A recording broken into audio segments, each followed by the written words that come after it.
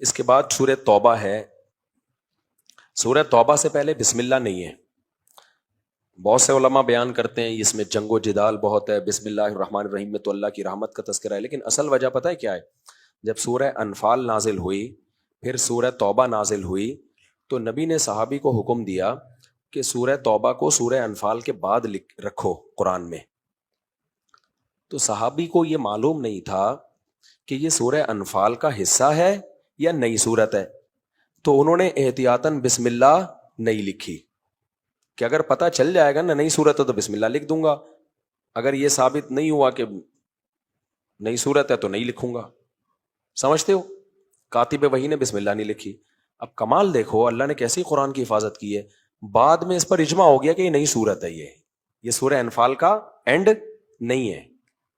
لیکن جس نے جب, کیونکہ نبی کے دور میں جو قرآن لکھا گیا اس میں بسم اللہ نہیں آئی, تو اب تک کسی میں ہمت نہیں ہوئی کہ یہاں بسم اللہ لکھ سکے.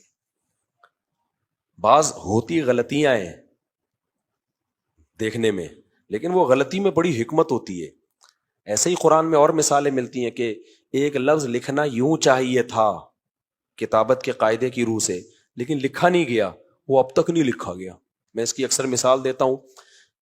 اقرا بسم ربک الذی خلق ہے نا سورت, اس کے آخر میں آیت ہے لئن لم ینتہی لنسفعا بالناصیہ. اب آپ کو پتا ہے نسفعا یہ فعل ہے, ورب ہے, سینٹینس ہے, سوری. نسفعا کا مطلب نسفعو تھا اصل میں, ہم پکڑیں گے اس کو بالناصیہ پیشانی کے بال سے. اللہ کہتے ہیں جہنمی کو میں کس سے پکڑوں گا؟ قیامت میں پیشانی کے بال سے پکڑوں گا. تو اللہ نے جب یہ کہا نا ضرور بھی ضرور پکڑوں گا, تو عربی میں ضرور بھی ضرور کے لیے شروع میں لام لگ جاتا ہے اور آخر میں نون ساکن, لنسفعن, میں ضرور بھی ضرور پکڑوں گا. اب لنسفعن میں لگنا نون چاہیے تھا, لیکن اس کی آواز تنوین جیسی ہے. تنوین کے دو زبر دو زیر دو پیش نہیں ہوتے, تو دو زبر جب ہوتے ہیں نا تو آخر میں الف آتا ہے. تو کاتب وحی نے پروننسیشن کو دیکھ کے عین نون زبر کے بجائے عین الف کر دیا, جو گرامر کے لحاظ سے 100% غلط ہے, کیونکہ تنوین ناؤن پہ آتی ہے. تنوین سمجھتے ہو؟ ابے دو زبر دو زیر دو پیش نہیں ہوتے. زیدن زیدن, کتابن کتابن کتابن, یہ ناؤن پہ آتی ہے, یہ سینٹنس یا جملے پہ یا فعل پہ نہیں آتی ہے تنوین. لیکن پڑھنے میں تو وہی ہے نا, لنسفعن. تو کاتب وحی نے کیا کر دیا, یوں کر کے الف ڈال دیا. جیسے ہم کسی کو املا کروا رہے ہوں, کوئی چیز لکھوا رہے ہوں, تو آدمی کیا کرتا ہے بھائی, وہ یوں کر کے لکھ دیتا ہے, کہتا ہے بعد میں دیکھتا ہے بھائی یہ تو وہ ہے, کیونکہ آواز دونوں کی سیم ہے. مگر کمال ہے, آپ اس کو غلطی کہیں یا صحیح کہیں, جو مرضی کہیں, جب کاتب نے لکھ دیا نا, وہ بھی کسی چمڑے پہ جب وہ آیت لکھ رہے تھے, وہ لکھا ہوا کسی نے 1400 سال میں بھی گرامر کے لحاظ سے ٹھیک کرنے کی کوشش بولو نہیں کی. اس لیے علماء کہتے ہیں قرآن کی کتابت توقیفی ہے. توقیفی کا مطلب جیسے نقل ہے ویسے ہی ہوگی, آپ اس میں اپنی طرف سے چینجنگ, یعنی گرامر کے لحاظ سے اگر آپ کو ایک لفظ لگ رہا ہے نا مسٹیک ہوئی ہے اس میں لکھنے میں, تو آپ صحیح کرو نا بھائی نا.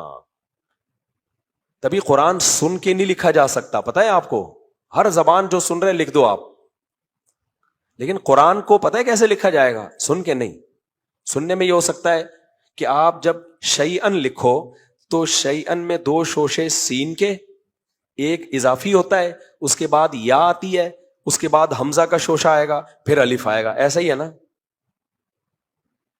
لیکن قرآن میں, پورے قرآن میں شیئن میں ایک شوشہ مارکیٹ سے شارٹ ہے,